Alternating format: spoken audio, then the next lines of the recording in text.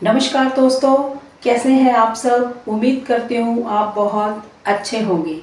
चलिए वीडियो को स्टार्ट करते हैं। आज की इस वीडियो में मैं बात करूँगी कि जब हम जॉब के लिए अप्लाई करते हैं उस टाइम हम काफ़ी सारी गलतियाँ तो नहीं कर देते जिसकी वजह से हमें जॉब वो मिल नहीं पाती है। ऐसा भी हो सकता है, तो वो उसी पे बात करते हैं। पहला पॉइंट है कि हमें रिज्यूमे अपना बिल्कुल अच्छे से बनाना चाहिए, जिसको हम बायोडाटा भी कहते हैं। वो बहुत अच्छे से क्रिएट करना चाहिए। उसमें सबसे जो मेन बात है, उसमें सारी सच्चाई होनी चाहिए, झूठ कुछ भी नहीं होना चाहिए। बिल्कुल सच लिखना है, जो क्वालिफिकेशन है, जो कुछ भी है वो सच लिखना है। उसके बाद हम रिज्यूमे का जैसे स्टार्ट करते हैं वही सारी चीज़ें, जैसे नेम हो गया, फादर्स नेम हो गए, प्लेस हो गया, आपका कहाँ के रहने वाले हो, ये सब चीज़ें आपने उसमें ऐड, डेट ऑफ बर्थ हो गया, और मैरिटल स्टेटस हो गया, नेशनलिटी हो गई। ये सारी चीज़ें आपको इसमें मेंशन करके फिर उसके बाद नेक्स्ट स्टेप पर आते हैं कि हमारी जो क्वालिफ़िकेशन है, टेक्निकल क्वालिफ़िकेशन क्या है, वो सारी चीज़ें हमें बतानी है। और हमने कितने साल का कोई डिप्लोमा या क्या किया है, वो सारी उसमें मेंशन करनी चाहिए। उसके बाद हमें अपना, अगर हमने इससे पहले कहीं जॉब की है तो उसका एक्सपीरियंस भी हमें लिखना चाहिए कि हमने वहाँ पर इतने से इतने टाइम तक जॉब करी है, ये रिस्पॉन्सिबिलिटीज़ हमने वहाँ पे निभाई हैं, वो सब चीज़ें भी वहाँ पे लिखनी चाहिए। अगर ये नहीं है आपके पास पहले एक्सपीरियंस, तो आप उसमें फ्रेशर लिख दीजिए और उसमें साथ में कर दीजिए कि मैं ये चीज़ें कर सकता हूँ। ठीक है। और उसके बाद आपको ये रिज्यूमे जो है बहुत अच्छे से और सच्चाई वाला रिज्यूमे बनाना है। इसमें झूठ नहीं लिखना, ये मिस्टेक नहीं करनी है। अच्छे से रिज्यूमे आपको बनाना चाहिए। दूसरी बात है कि अपने स्किल्स को बहुत अच्छे से अपग्रेड रखना चाहिए, स्किल्स बढ़ाने चाहिए। किसी भी जॉब पर जाने के लिए स्किल्स जो है वो बहुत ज़रूरी चीज़ है, कि ताकि हमें वहाँ कोई दिक्कत परेशानी ना आए। और कई बार ही होता है प्रॉब्लम्स जॉब में ये भी आ जाती है कि जैसे हम एक स्टेट में कहीं पे रह रहे हैं, यहाँ पे हमें जॉब अच्छी नहीं मिली, तो हम स्टेट ही कई बार चेंज कर लेते हैं जॉब की वजह से, तो वहाँ चले जाते हैं। तो वहाँ जाने के बाद भी हमें कई तरह की प्रॉब्लम्स आ सकती हैं, जैसे हमें आने जाने में दिक्कत हो रही है या वहाँ पे रहने में थोड़ी प्रॉब्लम आ रही है, तो हम टाइम पे नहीं, हमें वो टाइम सूट नहीं कर रहा है। कई तरह की ऐसी प्रॉब्लम्स भी आती हैं। तो इसमें मतलब जॉब्स पे आने वाली प्रॉब्लम्स पर ही हम बात कर रहे हैं, ये भी एक प्रॉब्लम है।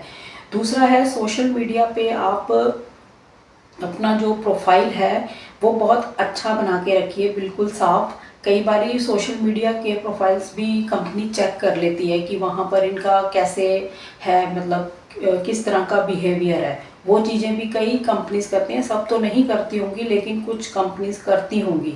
तो इन चीज़ों का भी ध्यान में रखना चाहिए। अपने प्रोफाइल से रिलेटेड ही अपने फेसबुक या जो भी सोशल मीडिया प्लेटफॉर्म आप यूज़ करते हो उस पर उसको डालना चाहिए, मतलब अपने प्रोफाइल से रिलेटेड। तो इससे पता लगता है कि जेन्युइन होने का पता लगता है कि किस तरह की कोई फेक बात तो नहीं है, क्योंकि कंपनीज कंपटीशन होने की वजह से बहुत कुछ चेक करती हैं। बहुत पहले इतना कुछ चेक नहीं होता था, लेकिन अब थोड़ा करते हैं।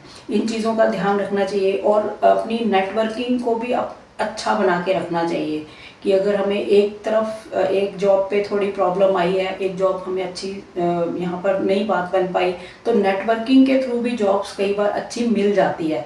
तो काफ़ी सारी ऐसी बातें होती हैं जो हमें किसी जॉब को पाने के लिए फेस करनी पड़ती हैं। जैसे कोई दिक्कत परेशानी रिज्यूमे से ही आ सकती है, कोई दिक्कत परेशानी हमें अपने सोशल मीडिया की वजह से ही आ सकती है, और कई दिक्कत आ सकती है कि हमें जो ये जॉब इसलिए सूट नहीं कर रही कि ये दूर पड़ती है।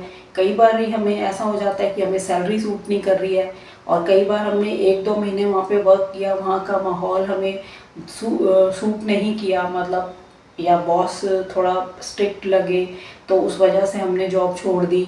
कई तरह की प्रॉब्लम्स आती हैं, या स्टाफ के अंदर ही पॉलिटिक्स वहाँ पे बहुत ज़्यादा है, और इस वजह से हम आगे जॉब को कंटिन्यू नहीं कर पाए, जॉब छोड़ दी। तो ये बेरोजगार होना कोई फर्स्ट टाइम फ्रेशर्स की ये बात नहीं है, ये 1-2 साल काम करके नेक्स्ट जॉब पाने वालों के लिए भी प्रॉब्लम्स हैं। वहाँ पर भी फिर ऐसा ही है, जैसे कोई कंपनी में काम पसंद नहीं आया, मतलब आपका इंटरव्यू हो गया, आपको जॉब मिल गई, वहाँ पर जाने के बाद आपको स्टाफ से ही दिक्कत हुई, वहाँ पे पॉलिटिक्स ज़्यादा थी, या पहले का जो स्टाफ था काफ़ी सालों से काम कर रहा वो आपको नहीं सेट होने दे रहा, वहाँ पे ऐसी प्रॉब्लम्स भी आती हैं। तो फिर हमने जॉब छोड़ दी इन कारणों की वजह से, तो फिर भी बेरोज़गार हो गए। तो फिर हम नेक्स्ट के लिए, तो ये जो चीज़ें हैं ये, क्योंकि ये जितनी भी बातचीत हमने करी है ना, ये प्राइवेट सेक्टर्स की ही बात करी है। हमारी जो अभी तक जितनी वीडियोस बनी है अभी प्राइवेट सेक्टर्स पे ही हमने बात करी है, क्योंकि गवर्नमेंट जॉब्स के लिए तो कभी भी तुम अप्लाई करोगे उसके लिए तो एग्ज़ाम्स होते हैं, जो आपको एग्ज़ाम्स देने होंगे, उस पर वीडियोज़ अलग टाइप की बनाएंगे हम। अभी जर्नल ये बातें हैं कि आपको इन सब चीज़ों का अगर फ्रेशर हो तो ध्यान रखना चाहिए कि हमें क्या क्या वहाँ पे फेस करना पड़ सकता है। अगर फ्रेशर हो तो आपको बिल्कुल तैयार रहना चाहिए कि वहाँ पे जो कंपनी में है, हो सकता है पॉलिटिक्स हो, तो हमें उससे घबराना नहीं है।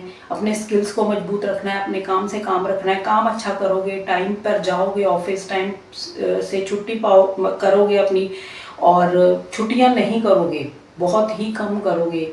और ये सब चीज़ें अगर आपकी अच्छी पाई जाती हैं, आपका बिहेवियर कंपनी के अंदर अच्छा पाया जाता है, तो आपकी जॉब स्टेबल रहती है। ऐसी बात नहीं है कि जॉब एकदम ही छूट जाती है, ऐसा कुछ नहीं है।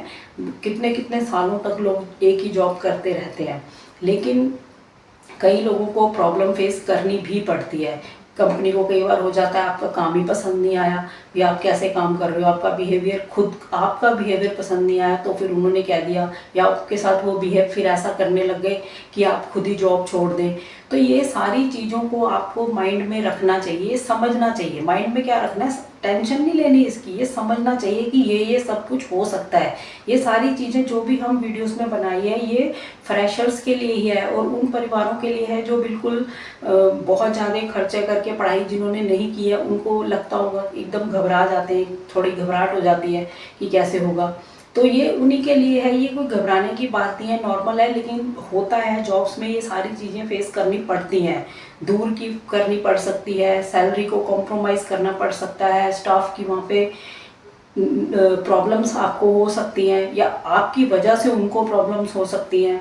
तो बहुत सारी चीज़ें होती हैं जो आपको बिल्कुल माइंड क्लियर रख के आगे बढ़ना चाहिए, ताकि फिर आपको दिक्कत परेशानी ना हो। आप पहले ही वेल प्रिपेयर्ड होगे ना, आपको सब कुछ पता होगा कि ये चीज़ें फेस करनी पड़ सकती हैं, आपको दिक्कत परेशानी फिर नहीं आने वाली, आपको टेंशन नहीं होने वाली। आप बस अपने स्किल्स अच्छे रखिए, अपने स्किल्स को अपग्रेड करते रहिए। जिस प्रोफाइल पर भी आप जॉब के लिए वहाँ पर अपॉइंट हुए हैं उसको अच्छे से करिए, टाइम पर जाइए, टाइम पर ही छुट्टी करिए, और रोज़ छुट्टियाँ मत करिए, छुट्टियाँ बिल्कुल ना करिए। ये सब चीज़ें काउंट होती हैं। तो ये सब, और बिहेवियर आपका अच्छा रखिए। ये सब अगर आपका अच्छा है तो आपको जॉब, आप स्टेबल भी रहेगी, आप जॉब करते रहेंगे। फिर अभी आपका कभी मन कर गया कि मुझे सैलरी थोड़ी बढ़ के मिल रही है किसी और कंपनी में, तो आप चेंज भी कर सकते हैं। जब आपका एक जगह सेट अच्छे से बैठ जाता है ना कि यहाँ हमारी सारी चीज़ें ठीक थी, मैं टाइम पर रोज़ जॉब जाता था, और मैंने छुट्टियाँ भी नहीं करी, मेरा बिहेवियर भी अच्छा था, सब स्टाफ मेरे से खुश था, तो फिर आप नेक्स्ट जॉब को तो बहुत ही इजीली कर लोगे, उसमें दिक्कत नहीं है। फिर तो बस यही है कि कोई वैकेंसी कब निकलेगी, या कोई वो प्रॉब्लम आ सकती है, आपके अंदर जो प्रॉब्लम्स हैं या आपके साथ जो प्रॉब्लम होने वाली हैं उनको आप अच्छे से फेस कर लोगे। तो ये सब चीज़ें नॉर्मल हैं, ये होती हैं, तो आपको इन चीज़ों का भी ध्यान रखना चाहिए। ये इसीलिए वीडियो मैंने बनाई है। तो ये सब एक्सपीरियंस है, सब कुछ देखा हुआ है, इसी वजह से आपको बता रहे हैं कि क्या क्या प्रॉब्लम्स होती हैं। ये फ्रेशर्स के लिए ही मेन तो है वीडियोस, और उनके लिए जो बहुत ज़्यादा हाई फाई पढ़ाई नहीं जिन्होंने करी है, बहुत बड़े बड़े कोर्सेज नहीं कर रखे, उनको प्रॉब्लम्स आती हैं। तो ये सब उन्हीं को समझाने के लिए है कि घबराने की तो बिल्कुल भी ज़रूरत नहीं है, लेकिन ये सब चीज़ें माइंड में होनी चाहिए कि ये सब हो सकता है। चलिए दोस्तों, वीडियो को ज़्यादा लंबा ना करते हुए मैं इसको यहीं पे स्टॉप करती हूँ। नेक्स्ट वीडियो में जल्द मिलेंगे अच्छी इन्फॉर्मेशन के साथ। तब तक के लिए थैंक यू। जय हिंद, जय भारत।